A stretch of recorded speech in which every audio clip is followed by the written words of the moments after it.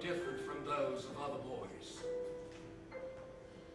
For other boys would be counting the days till end of term and holiday times, but I was acting in Christmas plays while they were taken to pantomimes.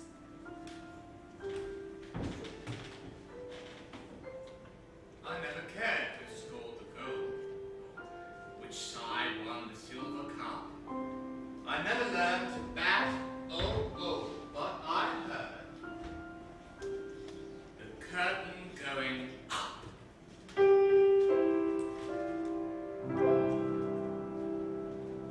With words and music by the master.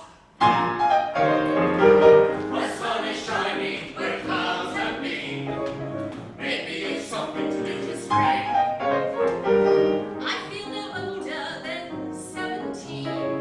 Maybe it's something to do with spring. Or something I can't express. Some kind of lives in the air. A lyrical loveliness Seems everywhere. That sheep's behavior is just obscene. Maybe it's something to do with some crazy something to do with. Maybe it's something to do with spring, spring, ring-a-ding. Look at us, three representatives. We are a nation renowned for virility. We formed a cult of puerility, just for fun. You may deplore the effects of war that are causing the world to decay a bit. We found our place and will play a bit in the sun. Though Waterloo was won upon the playing fields of Eton, The next war will be photographed and lost. By Cecil Beaton. Right, young people, ready to do up to dare. we passionately strive to keep London alive from Chelsea to Bloomsbury Square. We give lovely parties that last through the night. I dress as a woman and scream with delight. But we wake up at lunchtime and find we're still tight. And what could be duller than that? Right, Right, young people. Don't think our lives are not full. Oh no, I make little hats from Victorian mats. And I work with tinfoil and wool. It's divine. Our critics are often excessively rude. To one of my portraits, they always allude. It's me, worked in beads, upside down, in the nude. And What could be duller than that?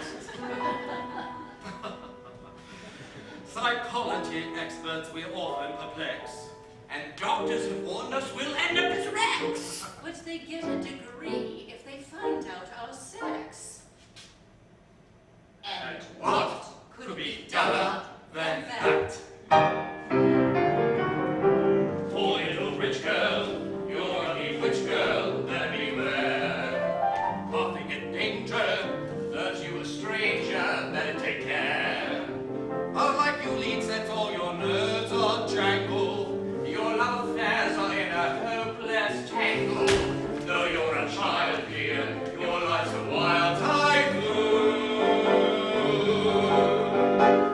In lines of leisure, that a graceful pleasure steadily grows. Cocktails and laughter. But what comes after, nobody knows. You're weaving love into a mad jazz pattern, ruled by pantaloon. Poor little rich girl, don't drop a stitch too soon. Play to me beneath the summer moon. Zigeuner, zigeuner, zigeuner. All I ask of life is just to listen to the songs that you sing. My spirit's like a bird on the wing. Your melodies adoring, soaring. Let's look on love as a plaything. All the sweet moments we've known. Then without forgetting happiness that's past, there'll be no regretting fun that didn't quite last. This is a changing world, my dear. New songs are sung, new dawns appear.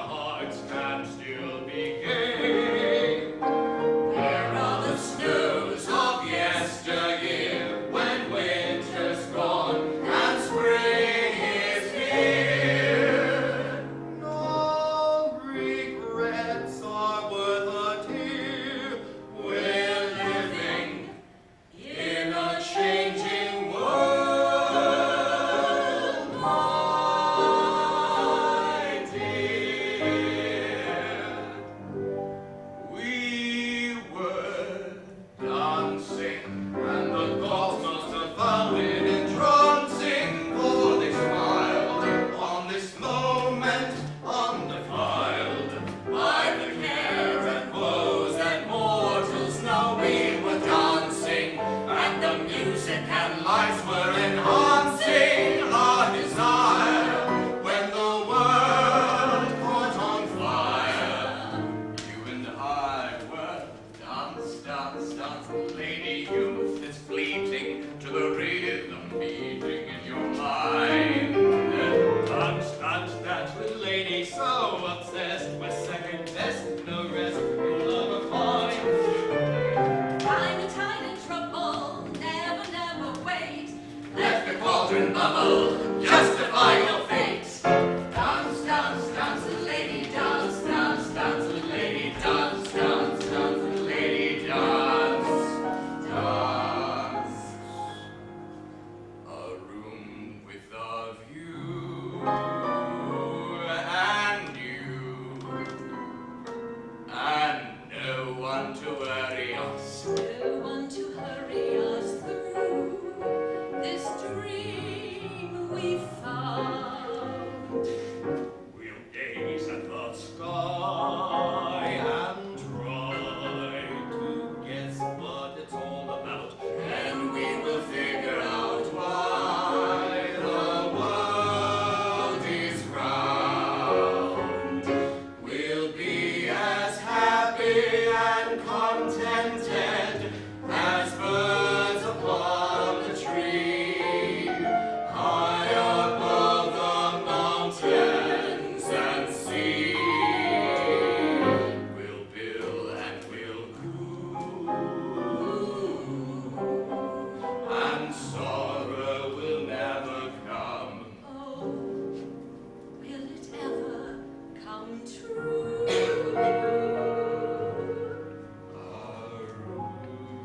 When your life gets too difficult to rise above, sail away, Sail away, sail away. sail away.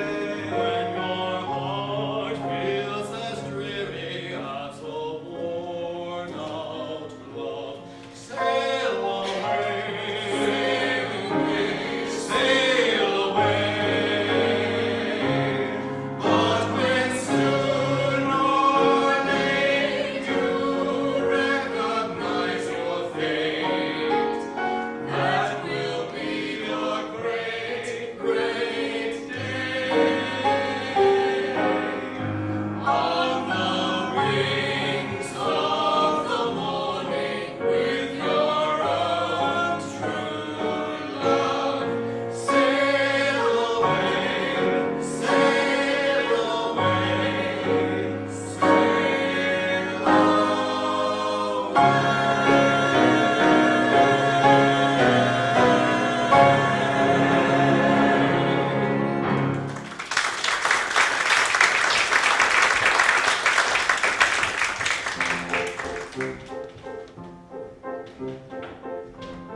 There is much to recommend London, particularly Hyde Park. On a sunny afternoon in spring when the grass is newly green and there is a feeling of lightness in the air.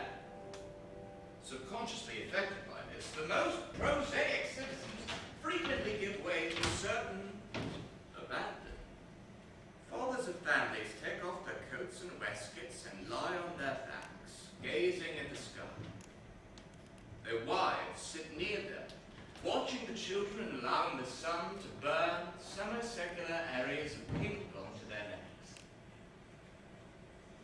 Younger people lie unashamedly close, sometimes asleep, sometimes lazily awake, murmuring laconically to each other, sucking sweets, smoking cigarettes, relaxed and content, soothed into a sensual lassitude by the promise in the air and the gentle weather.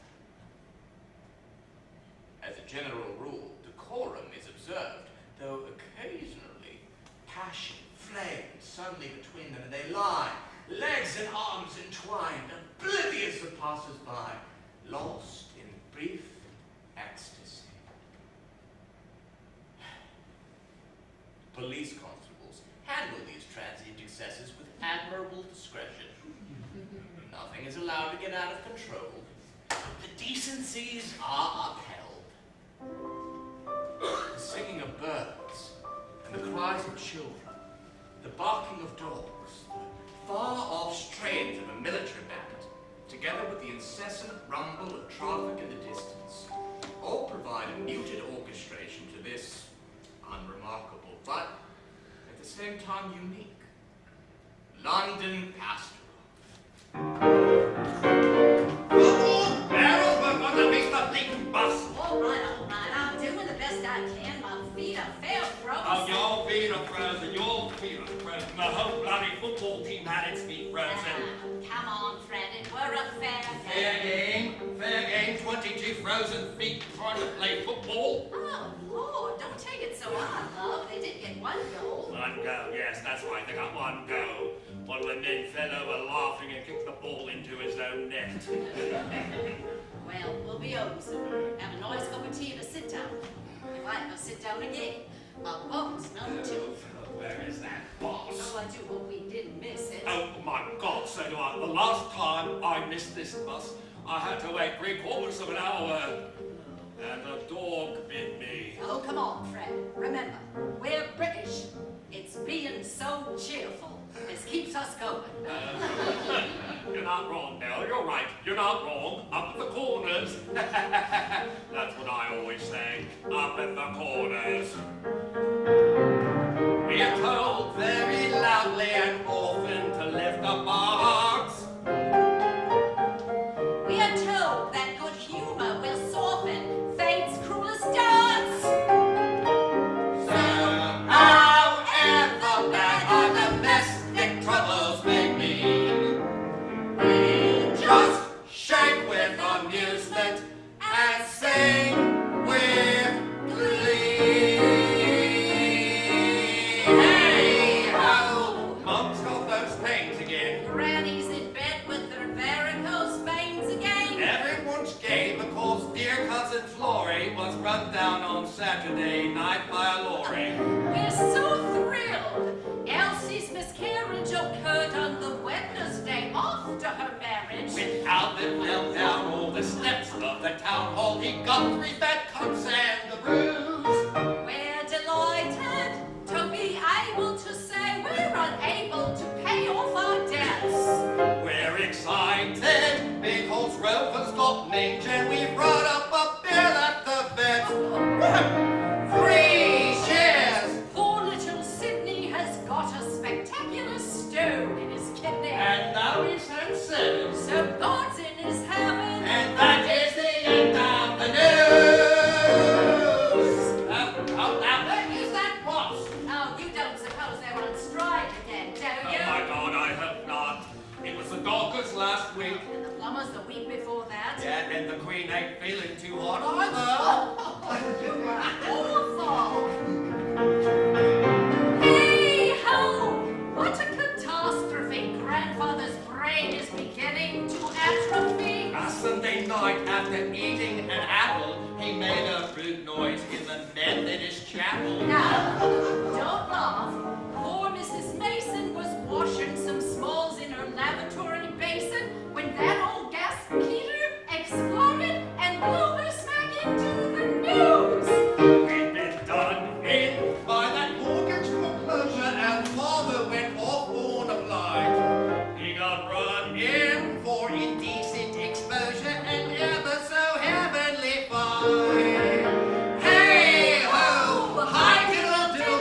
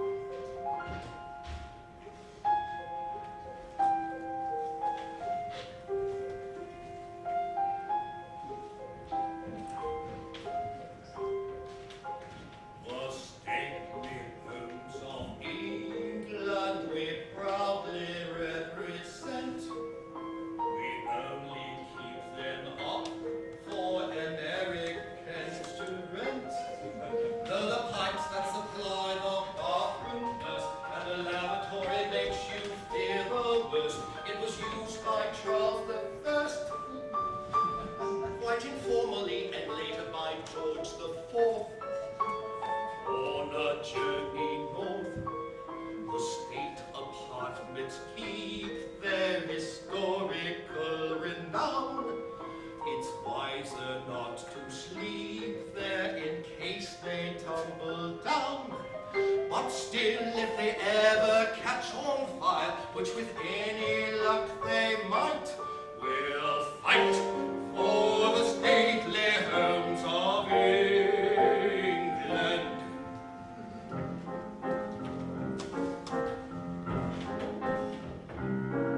The stately homes of England, though rather in the lurch, provide a lot of chances for psychical research. There's a ghost of a crazy younger son who murdered in 1351 an extremely rowdy nun who resented it, and people who come to call meet her in the hall. The baby in the guest wing who crouches by the grate was hauled up in the west wing in 1428.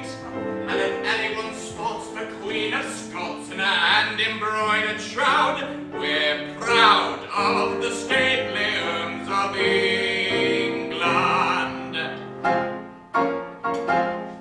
The stately homes of England, although a trifle bleak, historically speaking, are more or less unique. We've a cousin who won the Golden Fleece, And a very peculiar fowling piece that was sent to Cromwell's niece. who detested it and rapidly sent it back with a dirty crack. A note we have from Chaucer contains a bawdy joke. We also have a saucer that Bloody Mary broke. We've two pair of lights King Arthur's knights had completely worn away. Sing hey for the stately homes of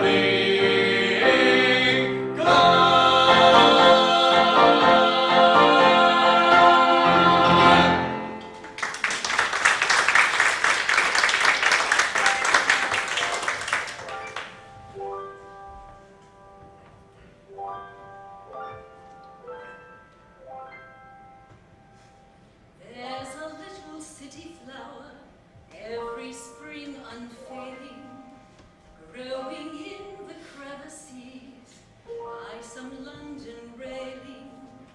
Though it has a Latin name in town and countryside, we in England call it London Pride. London pride has been handed down to us. London pride is a flower that's free. London pride means our own dear town to us, and our pride it forever will be. Grey city, stubbornly implanted, taken so for granted for 1,000 years. Stay, city, smokily enchanted, cradle of our memories and hopes and fears. Cockney feet mark the beat of history. Every street pins a memory down. Nothing ever can break or harm the charm of London town.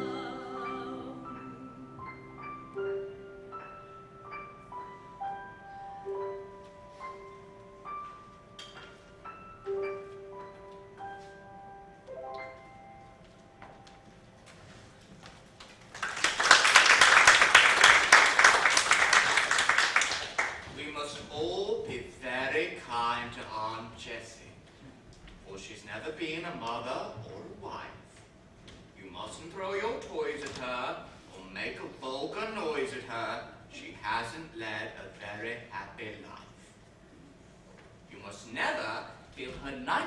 case with beetles.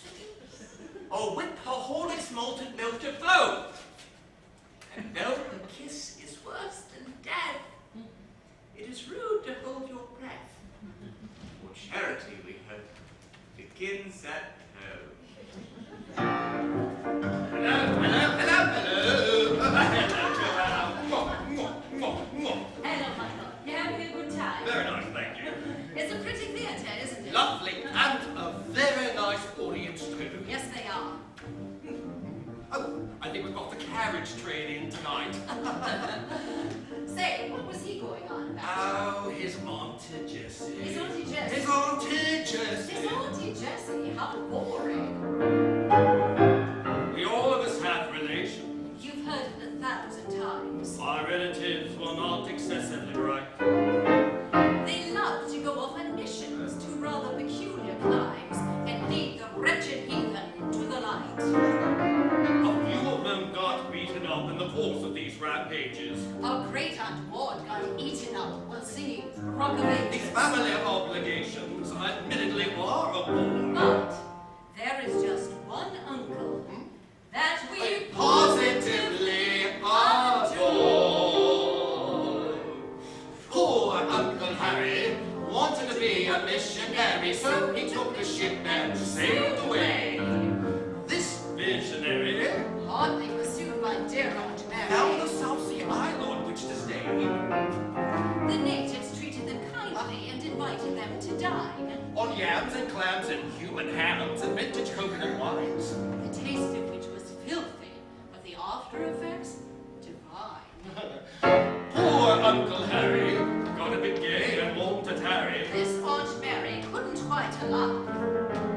She lectured him severely on a number of church affairs. But when she'd gone to bed, he made a getaway down the stairs. He longed to hear the answer to a few of the maiden's prayers. Uncle Harry sought a missionary now. Poor Uncle Harry, after a chat with dear Aunt Mary, thought the time had come to make a row. He lectured all the older girls in one of the local sheds. And while he was reviling them and tearing himself to shreds, They took their mother Hubbards off and tied them around the heads. Uncle Harry's not a missionary now. he's awfully happy, But but he's certainly not a missionary now. Second verse, coming right up. from the top, Now Harry was just a dreamer, a seeker sincerely blessed.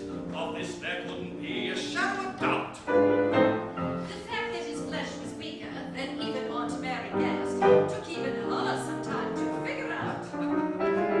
In all these languid latitudes, the atmosphere's exotic. To take up moral attitudes would be too idiotic. Though nobody could have been meeker than Harry had been before. I'll bet today he's giving way At practically every port. Poor Uncle Harry. having become a missionary, found the natives' morals rather crude. He And Aunt Mary, swiftly imposed an arbitrary ban upon them shopping in the nude. they all considered this silly. They didn't take it well. They burnt his boots and several suits and wrecked the mission hotel. They also burnt his Macintosh, which made a disgusting smell. Poor Uncle Harry. After some words with dear Aunt Mary, called upon the chiefs for a powwow. They didn't brandish knives at him, they really were awfully sweet. They made concerted dives at him and offered him things to eat. But when they threw their wives at him, he had to admit defeat. Uncle Harry's not a missionary now. Poor dear Aunt Mary, though it was revolutionary, thought her time had come to take a bow. Uncle Harry looked at her, in whom he had placed his trust. His very last illusion broke and crumbled away to dust. For she put a flower behind each ear and frankly exposed her bust. Uncle Harry's not a missionary now. He's not the island, But but he's he's certainly not a missionary now.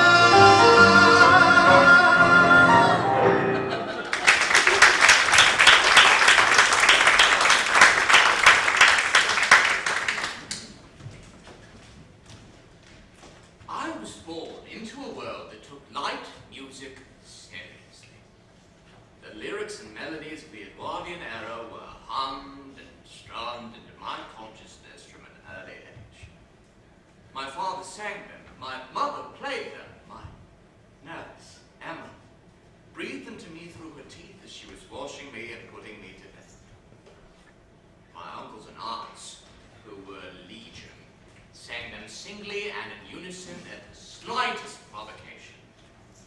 I'm afraid it's rather the same with us. Chase me, Charlie, over the garden wall. Oh, yeah! I'd like to wander for miles and miles. So would we! Feeding smiles out on the tiles when you taste me,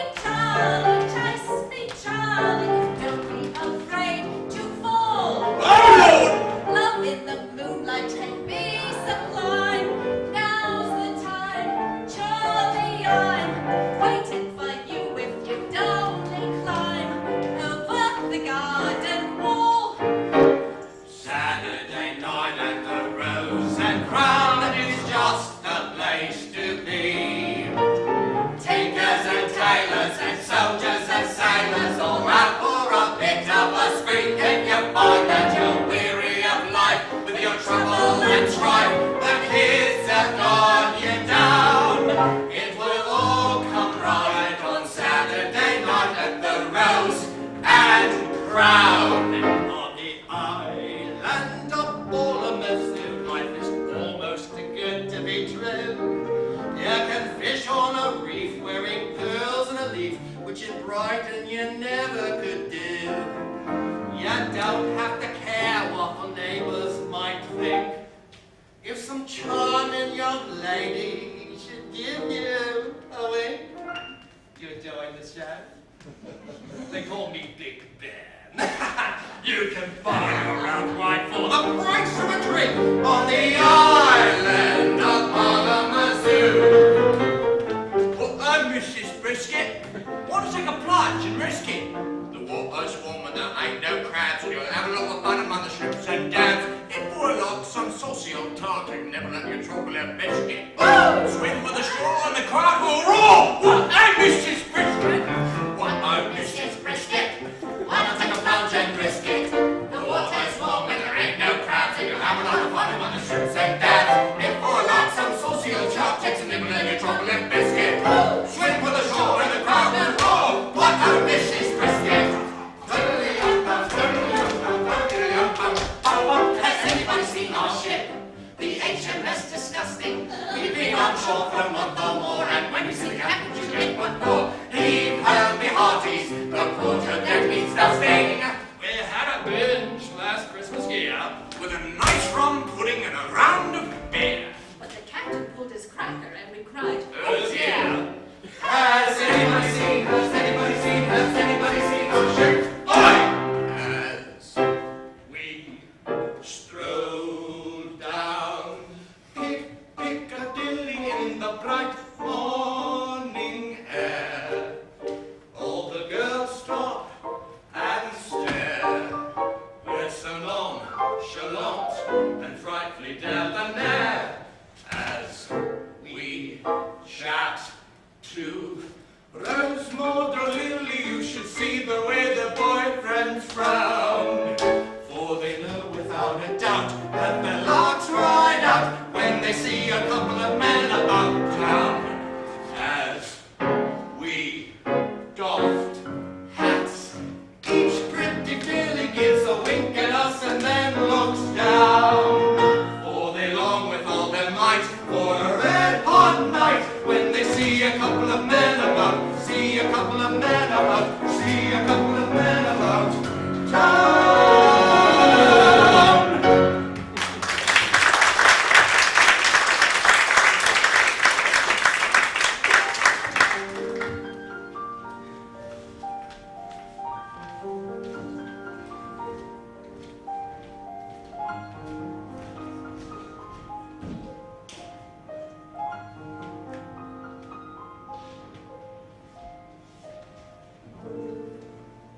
life is very rough and tumble for a humble deserves.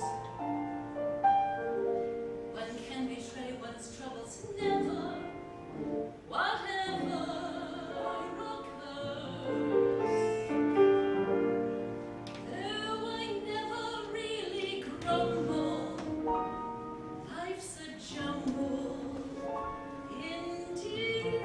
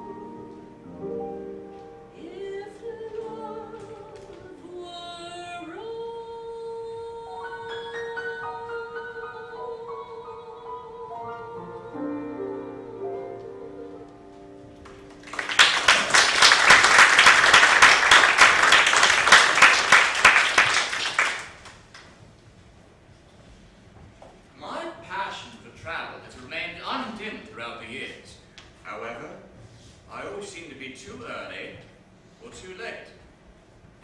I arrive in Japan just after the cherry blossoms have gone. I arrive in China just before the next revolution.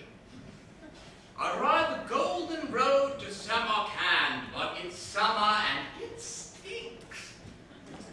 People are always telling me what I've just missed, and I find it very, very restful. Travel, they say, improves the mind. An irritating platitude, and frankly, entre nous, very far from true. Personally, I've yet to find that longitude and latitude can educate those scores of monumental wars. There isn't a rock between Bangkok and the beaches of Hispaniola That does not recoil with suntan oil. and the girdle of Coca-Cola. Why do the wrong people travel, travel, travel when the right people stay back home? What compulsion compels them? And who the hell tells them to drag their cans to Zanzibar instead of staying quietly in Omaha? In the smaller streets where the gourmets meet, they invariably will fetch up. And it's hard to get them to accept a steak that isn't so burnt and smeared with ketchup. Please do nothing that we criticize or gravel at the genuine urge to roam. But Why, oh, why do the wrong people travel when the right people stay back home? send out for pizza. When the right people stay back home. Let's have some spirit when the right people stay back home. Why do the wrong people travel, travel, travel when the right people stay back home? What explains this mass mania to leave Pennsylvania and clack about like flocks of geese? Demanding dry martinis on the Isles of They Greece. take a train Or an aeroplane. for an hour on the coast of Brava. And they'll see Pompeii on the only day that is up to its arse in molten lava. And young tourists are churning up the gravel as they gaze at St. Peter's Dome. But why, oh, why do the wrong people travel when the right people stay back home? Let's have Tom Silly when the right people stay back home. With lots of bankrolls When the right people stay back home, we're merely asking when the right people stay back home.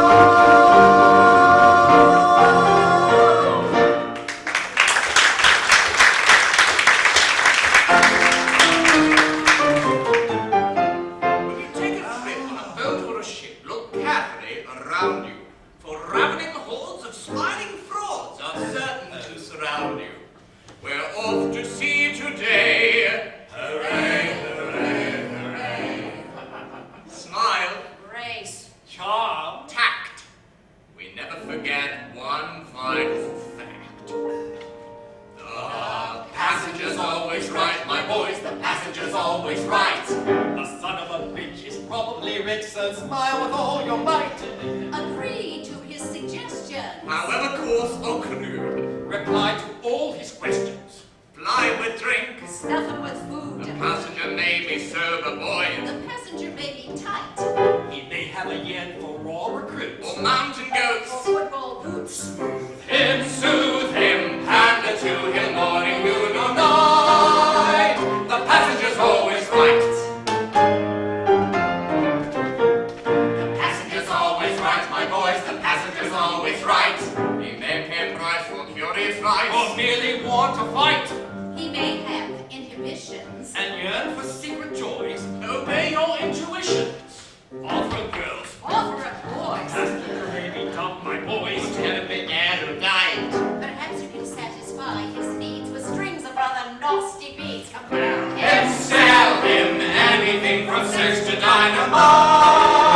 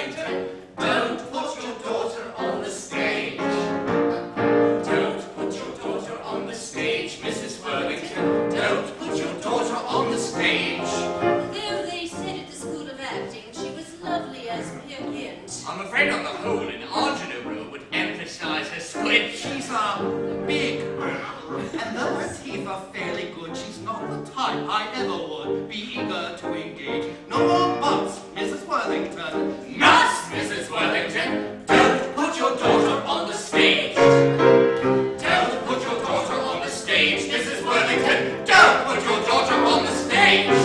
One look at her bandy legs should prove she doesn't stand a chance. In addition to which, the son of a bitch can neither sing nor dance! She's a vile girl, as uglier than mortal sin. The thought of her has turned me in a tearing bloody rage. But sufficed, Mrs. Worthington. Christ, Mrs. Worthington! Don't put your daughter on the stage!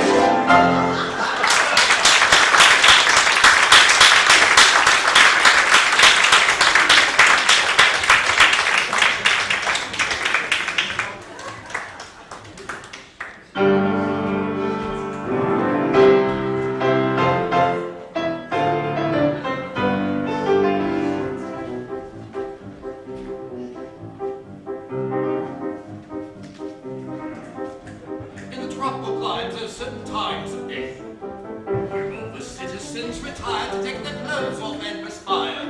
The greatest fools obey, because the sun is much too sultry and one must avoid its ultraviolet ray.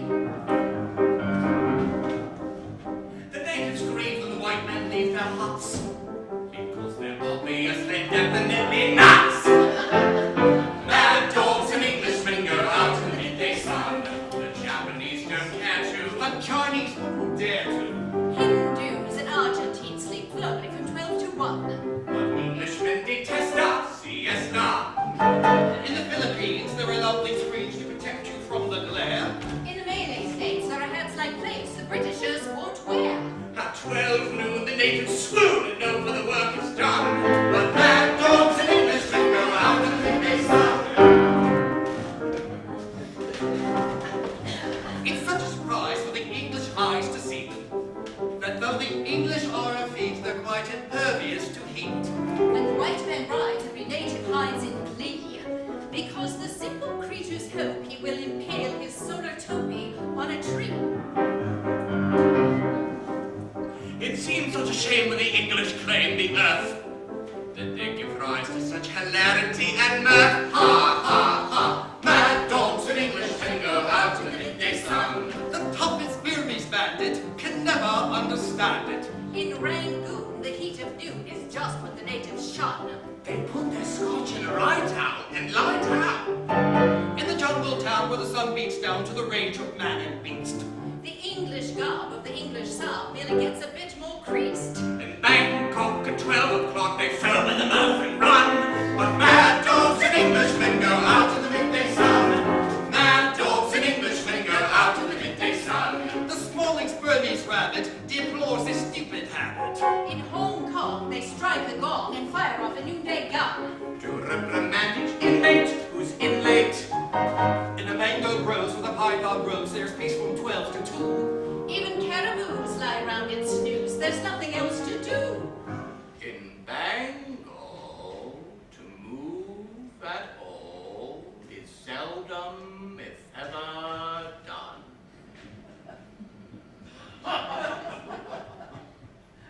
But mad dogs and Englishmen go out in the midday, out in the midday, out in the midday, out in the midday, out in the midday, out in the midday, out in the midday sun.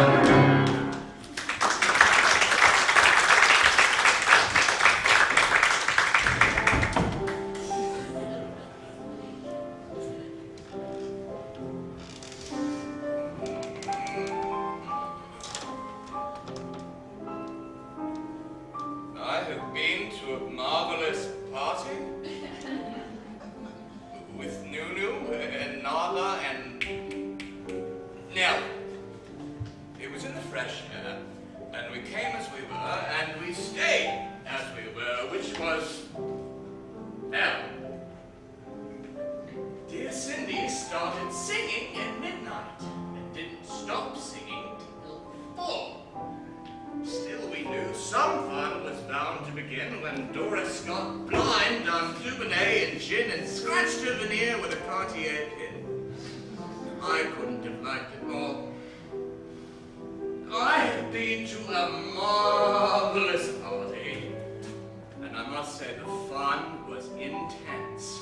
We all had to do what the people we knew might be doing 100 years hence.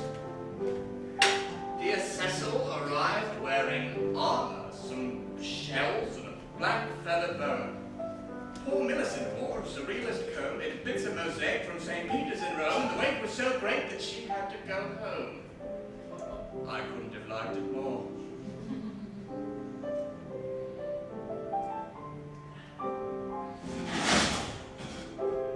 I've been to a marvelous party. But we didn't have dinner till 10. And young Bobby Carr did a stunt at the bar with a lot of extraordinary men.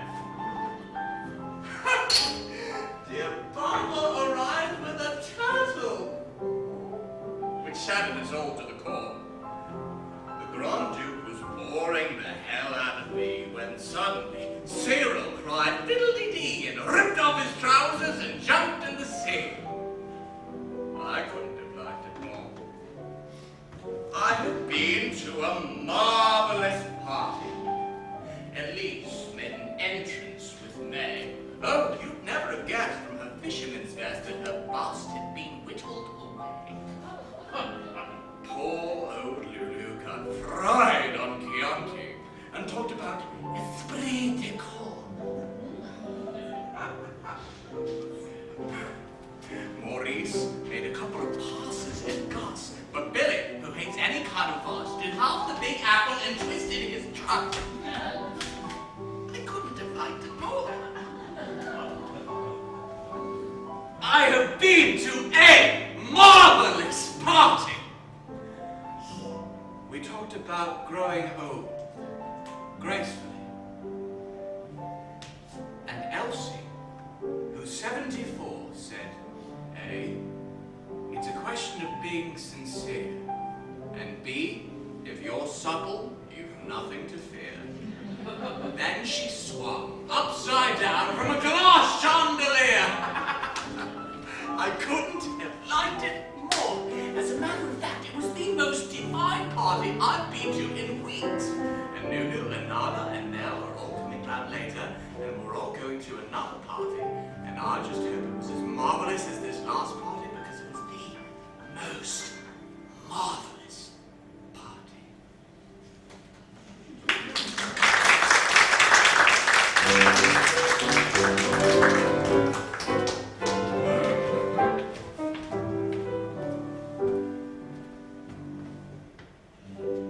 Are you engaged for this dance?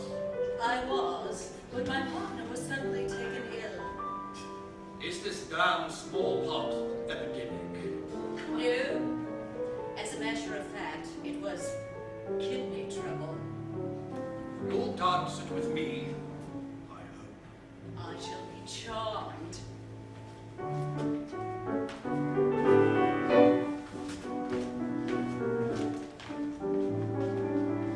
Have you ever crossed the Sahara on a camel?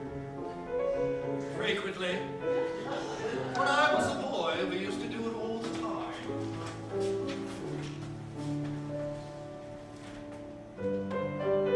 What do you do? I work in a bank. High up in a bank? Or just sitting in a cage, tossing up things? Quite high up, really. It's a very good bank. I'm so glad.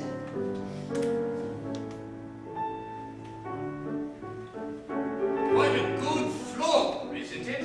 I think it needs a little borax. I love borax. I think life is for living, don't you? It's difficult to know what else you do with it.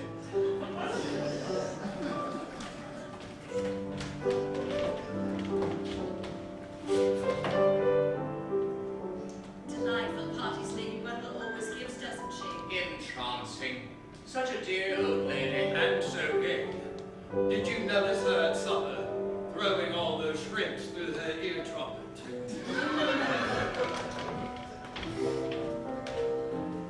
Delicious looking ham on the supper table. Yes, she has it specially sent from Scotland. Why Scotland? It lives there when it's alive.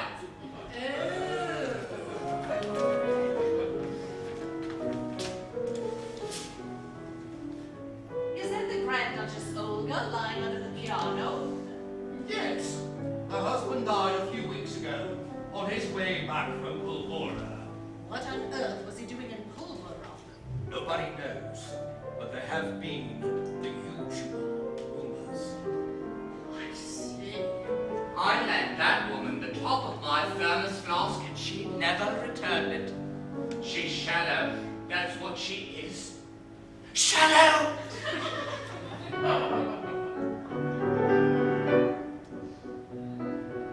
That orchestra has a remarkably small repertoire. They don't seem to know anything but this, do they? Are you engaged for this dance? I was, but my partner was suddenly taken ill. It's this damn smallpox epidemic. No. As a matter of fact, it was kidney trouble. You'll dance it with me, I hope. I shall be charmed.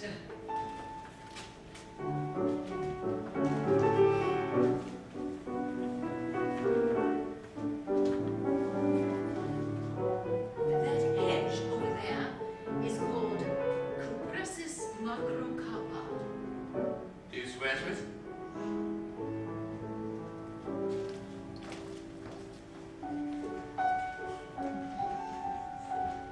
Strange how potent cheap music is.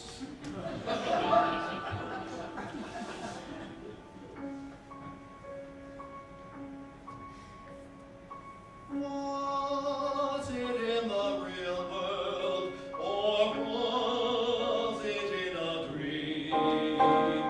Was it just a note in some eternal theme? Was it accidental or accurately planned? How could I hesitate, knowing that my fate led me by the hand? You were there. I saw you and my heart stopped beating. You were there. And in that first enchanted meeting, life changed its tune. The stars and moon came near to me. Dreams that I dreamed like magic seemed to be near to me, dear to me. You were there. Your eyes looked into mine and faltered everywhere. The color of the whole world altered, false became true. My never stumbled into the earth became heaven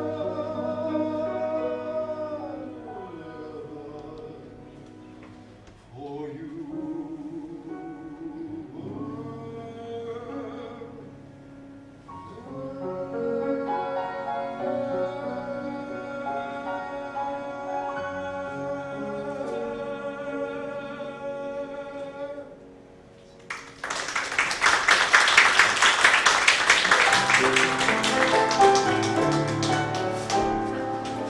Darling. Darling. Here you go.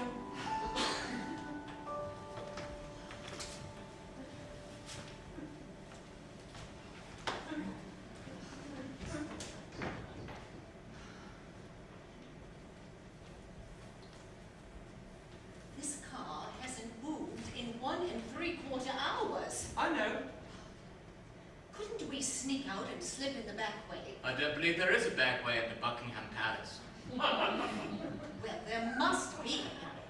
They never take the groceries past those sentries. I can't understand your being so nervous. Nervous? I'm petrified. Being presented to the Queen of England?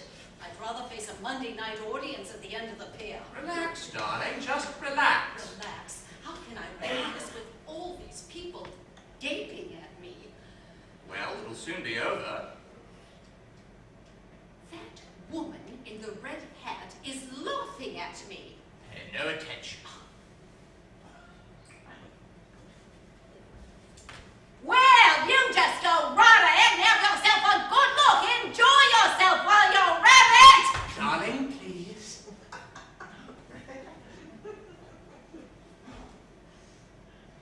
I'm sorry, but you would think they'd have something better to do. You really must try to be a little more dignified. Dignified, with these 3 white feathers stuck in my head. I feel like one of the horses in Cinderella. Just keep calm. Keep calm. Calm. That's all very well for you to say. You were brought up to this. But here I am, a dancing soubrette for 15 years, being shoved onto the palisade without a rehearsal. Let's try to forget the theatre a little. That is all I have to remember. That and Father's pawn shop. Oh no.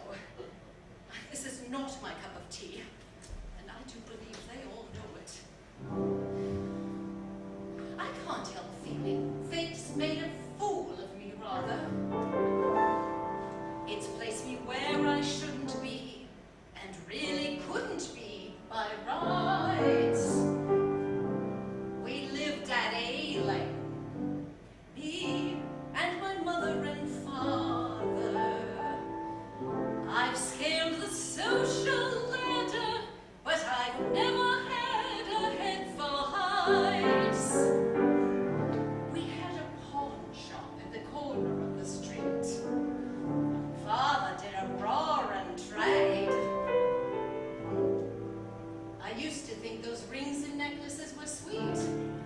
Now, I wouldn't give them to my maid.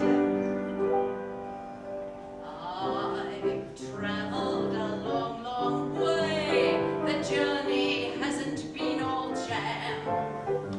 But I must admit, the rose in which I sit is one up on the dear old tram. I say to myself each day, indefinitely marble halls. Today it may be 3 white feathers, but yesterday it was 3 brass balls. I've traveled a long, long way and had a lot of jolts and bumps. But I'll concentrate and be ahead of fate, whichever way the old cat jumps. I'll wink as I slyly drink to the ancestors who line our halls. Today it may be 3 white feathers, but yesterday it was 3 brass. Oh, we're moving. Oh, I don't want to win, really. I don't Now, want to. darling, don't be silly. Relax, just relax. Trust me. Trust me. I think you look very lovely. And I'm so very proud of you.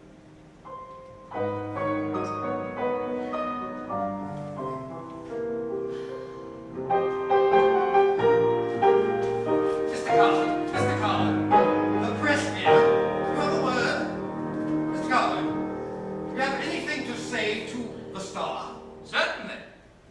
Twinkle. Well, you know, I much prefer your acting to your writing. Oddly enough, I feel just the same about you. She got in a rage about age and retired in a huff from the stage, which taken all round was a pity, because she was still fairly pretty. But she got in a rage about age. She got in a state about weight and resented each morsel she ate, Her colon she constantly sluiced, and reduced, and reduced, and reduced, and at quite an incredible rate, put on weight. She got in a rage about age, but she still could have played Mistress Page, and she certainly could have done worse than hay fever, or Juliet's nurse. But she got in a rage about age, and she moaned, and she wept, and she wailed, and she roared, and she ranted and railed, and retired, very heavily veiled, from the stage.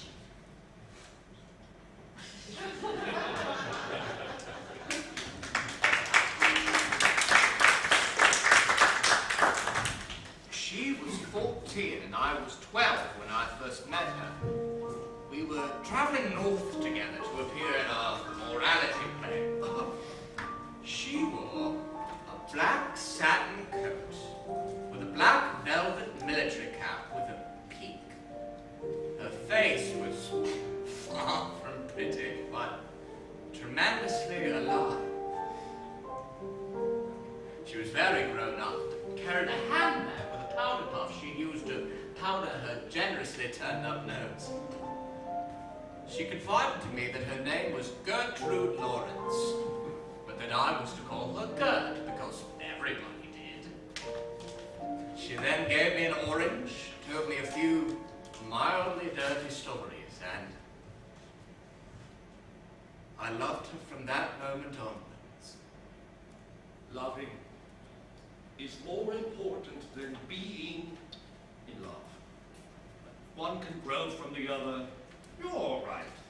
Sometimes it does, sometimes it doesn't. But when it does, you're in for a long run. I'm no good at love.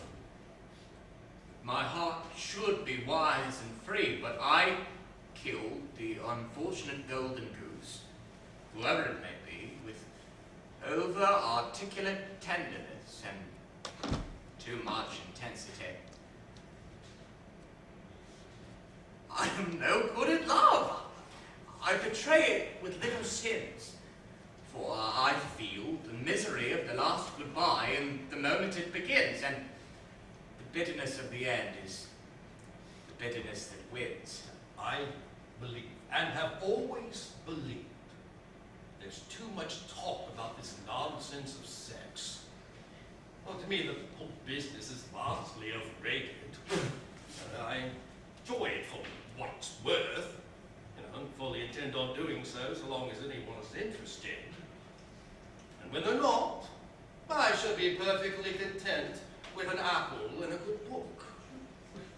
We know God made the birds and the bees and the seas for the fish to swim in. And we're also aware he had quite a flair for creating exceptional women. When Eve said to Adam, "Stop calling me madam," the world got a lot more exciting. Which leads to confusion. The modern delusion that sex is a question of lighting.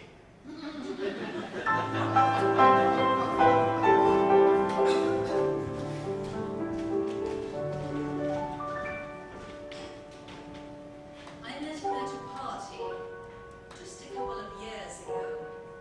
He was rather over-hearty and ridiculous. But as I'd seen him on the screen, he cast a certain glow. So I basked in his attraction for a couple of hours or so. His manners were a fraction too meticulous. If he was real or not, I couldn't tell. But like a silly fool, I fell.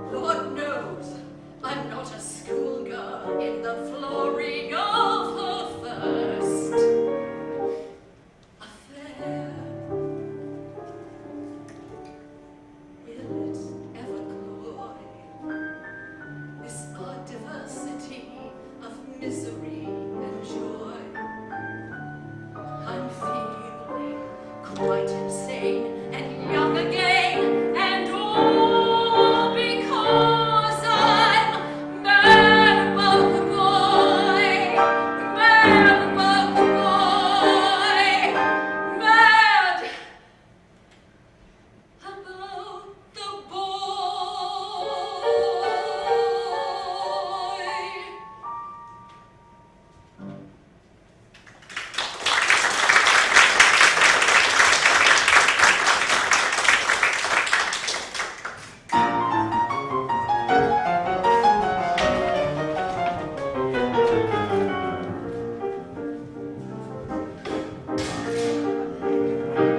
Señorita Nina from Argentina, all the answers, although her relatives and friends were perfect dancers. She swore she'd never dance a step until she died. She said, I think too many movies, and all they prove is in the Arctic. They all insist that South America's exotic, whereas it couldn't be more boring if you tried. She said that frankly she was blinded to all the over-advertised romantic charms. And then she got more bloody-minded and told them where to put the tropic palms. She said, I hate to be pedantic, but I'm forever nearly frantic when I see those unromantic, sycophantic lot of sluts. Forever wiggling their guts. It drives me absolutely nuts. And she refused to begin the begin when they requested it. And she made an embarrassing scene if anyone suggested it, for she detested it. No one ever could be keener than little Tina, quite a number of very eligible men who did the wrong. When they proposed to her, she merely left them flat. She said that love should be impulsive and not convulsive, and syncopation has a discouraging effect on procreation, and that she'd rather read a book and that was that. She refused to begin the begin when they besought her to, and with language profound and obscene, she cursed the man who taught her to. She cursed Cole Porter too. From this it's very clear that Nina, in her demeanor, was so offensive that when the hatred of our friends grew too intensive, she thought she'd better beat it while she had the chance. After some trial and tribulation, she reached the station and met a sailor who had acquired a wooden leg in Venezuela, and so she married him because he couldn't dance. They surely never could have freedom, more irritating girl than Tina.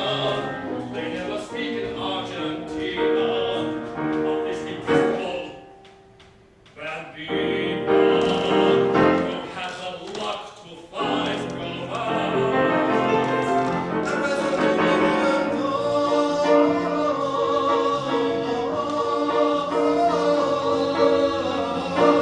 she wouldn't dance. Hooray!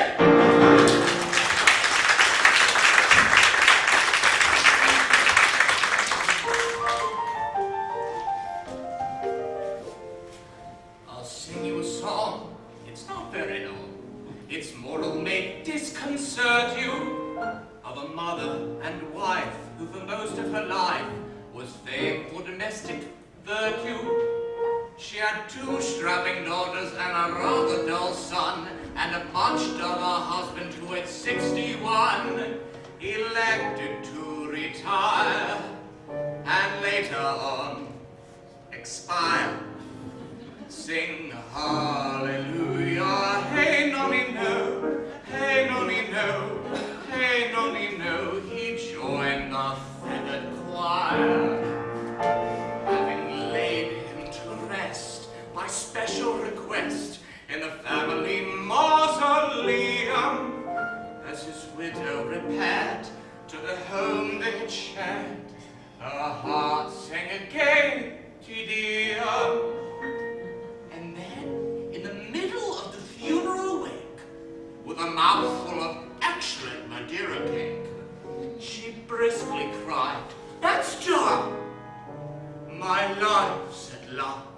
begun. Sing hallelujah, hey nonny no, hey nonny no, hey nonny no, it's time I had some fun. Today will hardly a jolly day, at least has set me free.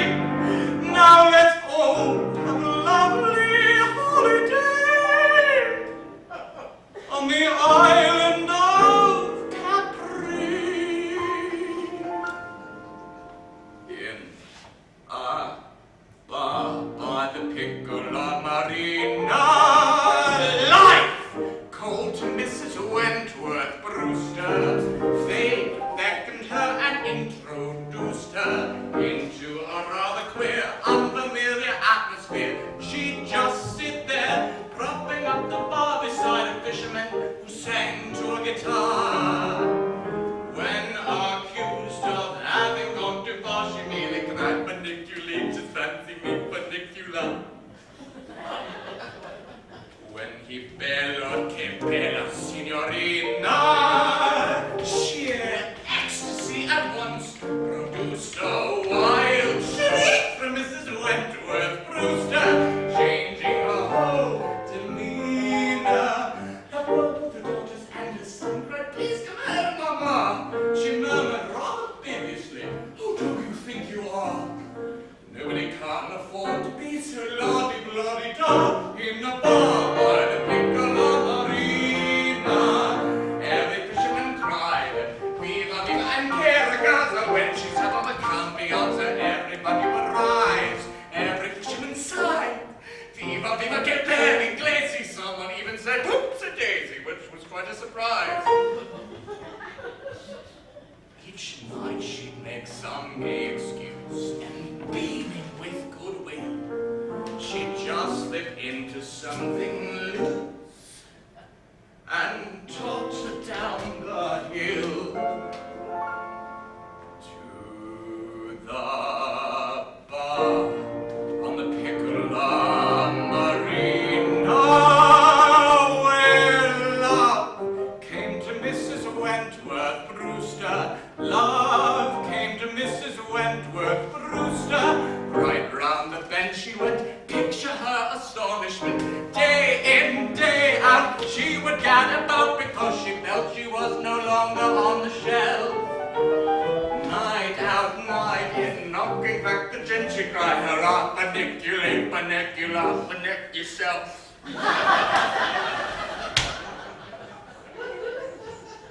Just for fun, 3 young sailors from Messina bowed low to Mrs. Wentworth Brewster, said, "Scusi," and politely goosed her. Then there was quite a scene. A family in floods of tears said, "Leave these men, Mama." She said, "Oh, they're just high-spirited, like all Italians are. And most of them have a great deal more to offer than Papa." In a bar by the Piccola Marina.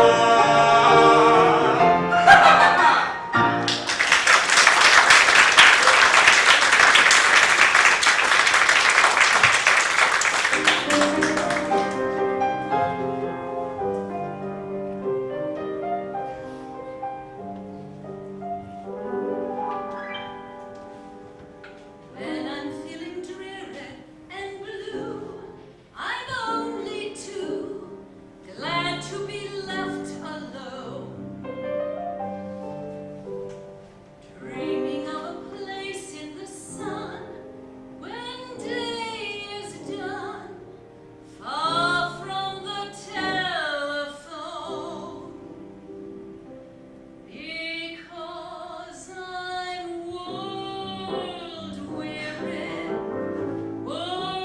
weary, living in a great big town. I find it so dreary,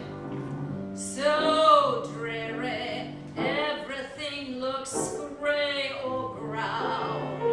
I want an ocean blue, Great big trees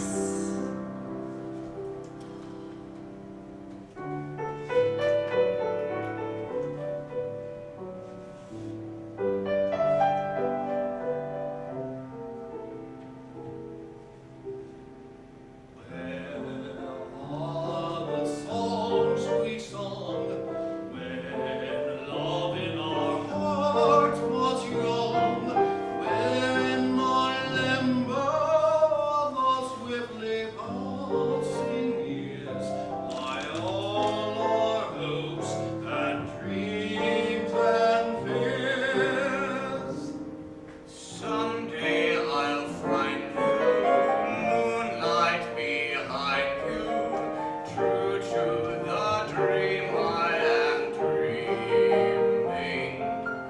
As I draw near you, you smile, a little smile. For a little while, we will stand hand in hand. I'll follow my secret heart, my whole life through.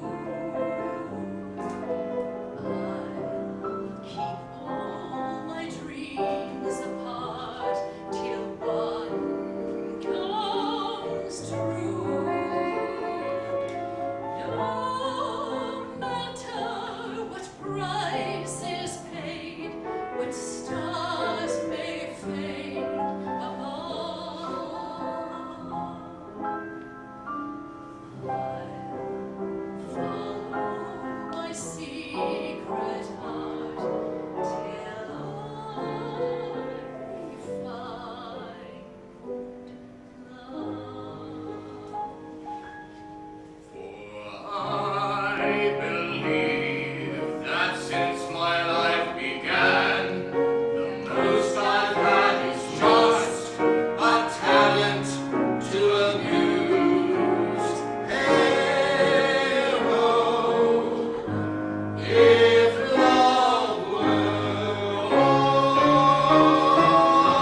all, play orchestra, play something light and sweet and gay. For we must have music to drive our fears away. While our illusions swiftly fade from us, Let's have an orchestra score. In the confusion the years have made for us, Serenade for us just once more. Life needn't be grey, although it's changing day by day. Though a few dreams may decay.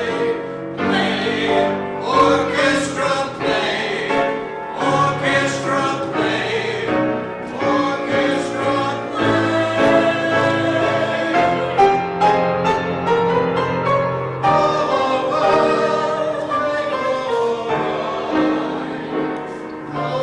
years our tears may dry.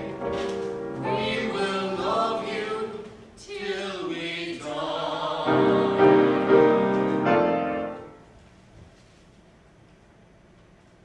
Goodbye. Goodbye. Goodbye.